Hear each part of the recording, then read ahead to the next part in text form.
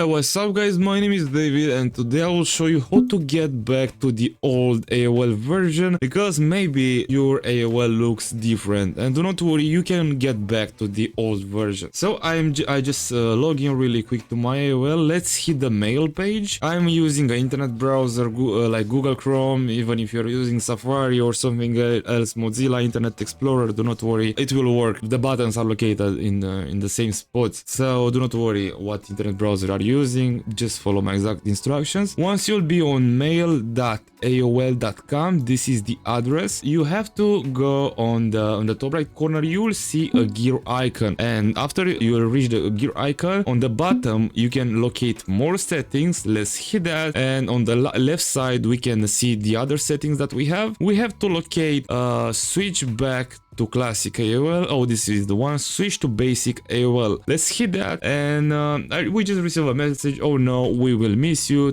Please tell us why you want to use the basic AOL. You can tell them your feedback if you like it or not. Anyway, you are not forced to give them a response to AOL. You can just press switch to basic AOL, and yeah, thank you for your feedback. Hope you try new mail again soon. And the page is loading, and this is the interface of the old AOL. Maybe if you are used to the old AOL mail, do not worry, you can get to it very easily. That was the tutorial, guys, how to get back to the old AOL version. This is working on an internet browser, on Google Chrome, Safari if it's a Mac, Mozilla Internet Explorer, but you need the internet browser for that. If you are using the AOL app or the AVG, things are not the same. So I want to thank you a lot for watching. If you have any questions, feel free to leave a comment down in the comment section, and don't forget to subscribe for more AOL guides and tips and tricks. Thank you for watching, and please have a great day.